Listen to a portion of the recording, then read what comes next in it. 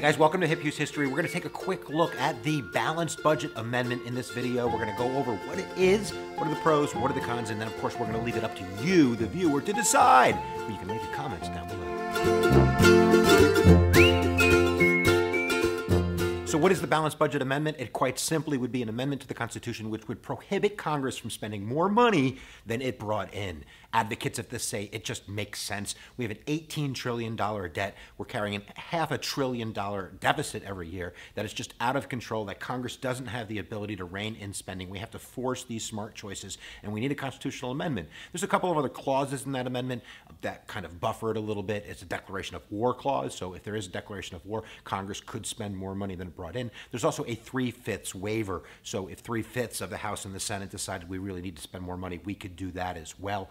There's a 2/3 majority needed to raise taxes, and it caps federal spending at 18% of GDP as well. So let's take a look at some of the biggest arguments for it, and then we'll look at against it, and then we'll say goodbye.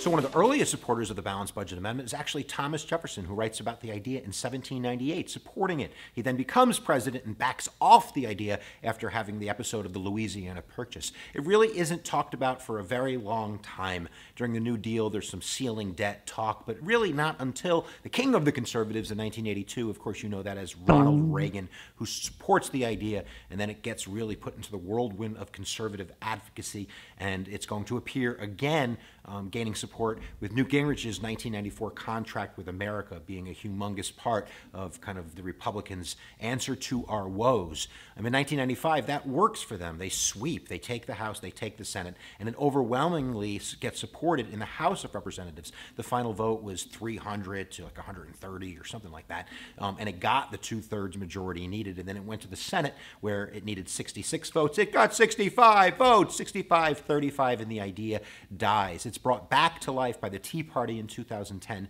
and it's supported heavily by Republicans in both the House and the Senate, but they just don't have the numbers.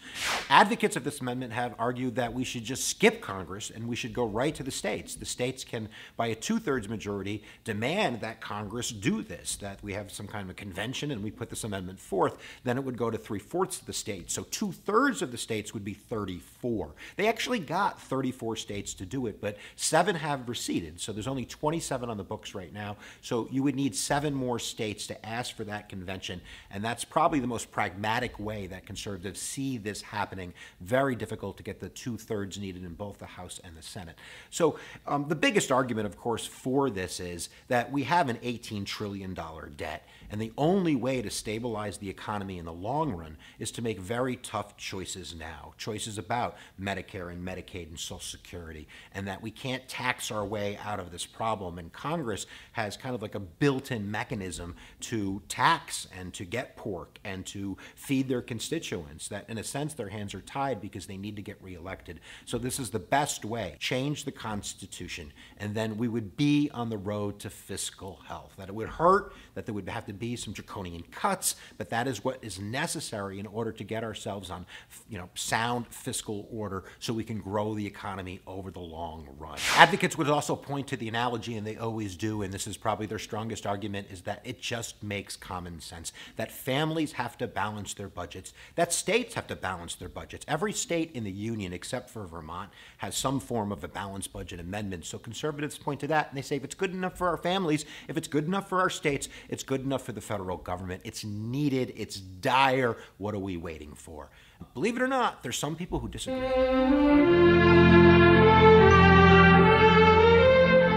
74% of Americans support it. Who could be against this thing? Lots of people, lots of smart people are against this because they say that it's just too simplistic.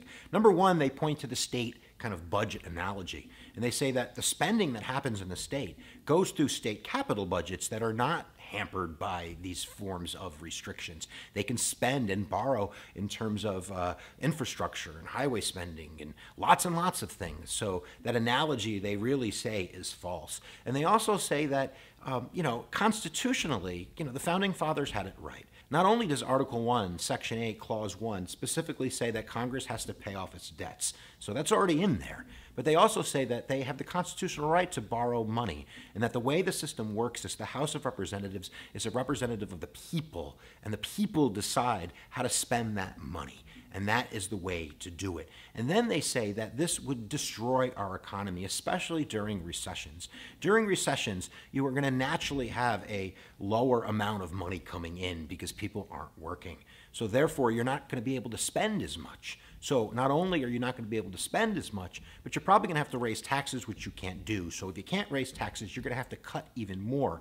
So in a sense, when somebody is sick, you're not going to get them better, you're going to make them sicker. We're going to have to cut Social Security. We're going to have to cut unemployment benefits. We're going to have to cut the very things that are called economic stabilizers, that when the economy is good, we don't have to spend so much money on those social services because people are working. But when the economy is in recession, these automatic economic stabilizers are going to keep the economy alive so we can grow it another day. That's really the biggest argument against it, is that it's going to strangle us and it's going to limit our ability not only to grow the economy and to save the economy in times of struggle, but also having real dire effects on regular people's lives. That rich people aren't going to be hurt by this. It's going to be poor people, because poor people are the ones that depend on this government spending more than rich people, when rich people are going to be supported by the subsidies and the tax loopholes that limit their financial, input into the system.